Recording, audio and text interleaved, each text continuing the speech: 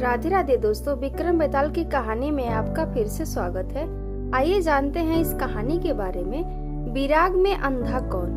विशाला नाम की नगरी में पद्म नाम का राजा राज करता था। उसी नगर में अर्थदत्त नाम का एक साहूकार रहता था। अर्थदत्त के अनंग मंजरी नाम की एक सुंदर कन्या थी। उसका विवाह साहूकार ने एक धनी साहूकार के पुत्र मणिवर्मा के साथ कर दिया। मणिवर्मा पत्नी को बहुत चाहता था, पर पत्नी उसे प्यार नहीं करती थी। एक बार मणिवर्मा कहीं गया था। पीछे अनंग मंजरी की राजपुरोहित के लड़के कमलाकर पर निगाह पड़ी तो वह उसे चाहने लगी। पुरोहित का लड़का भी लड़की को चाहने लगा। अनंग मंजरी ने महल के बाग में जाकर चंडी देवी को प्रणाम कर कहा, यदि मुझे इस जन्म में कमलाकर पति के रूप में ना मिले तो अगले जन्म में मिले। यह कहकर वह अशोक के पेड़ से दुपट्टे की फांसी बनाकर मरने को तैयार हो गई। तभी उसकी सखी आ गई और उसे यह वचन देकर ले गई कि कमलाकर से मिला देगी। दासी सवेरे कमलाकर के यहाँ गई और दोनों को बगीचे में मिलने का प्रबंध कर आई। कमलाकर आया और उसने अनंग मंजरी को देखा। वह बेताब होकर मिलने के लिए दौड़ा।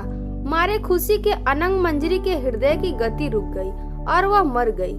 उसे मरा देखकर कमलाकर का भी हृदय फट गया और वह भी मर गया। उसी समय मणिवर्मा वहां आ गया और अपनी स्त्री को पराये आदमी के साथ मरा देखकर बड़ा दुखी हुआ। वह स्त्री को इतना चाहता था कि उसका वियोग न सहने से उसके भी प्राण निकल गए। चारों ओर हाहाकार मच गया। चंडी देवी प्रकट हुई और उसने सबको जीवित कर दिया। इतना कहकर बेताल बोला, राजन यह बताओ कि इन तीनों में सबसे ज्यादा विराग में अंधा कौन था। राजा ने कहा, मेरे विचार में मणिवर्मा था, क्योंकि वह अपनी पत्नी को पराये आदमी को प्यार करते देखकर भी शोक से मर गया। अनंग मंजरी और कमलाकर तो अचानक मिलने की खुशी से मरे। उसमें अचरज की कोई बात नहीं थी। राजा का यह जवाब सुनकर बेताल फिर पेड़ पर जा लटका और राजा को वापस जाकर उसे लाना पड़ा। रास्ते में बेताल ने एक और कहानी सुनाई।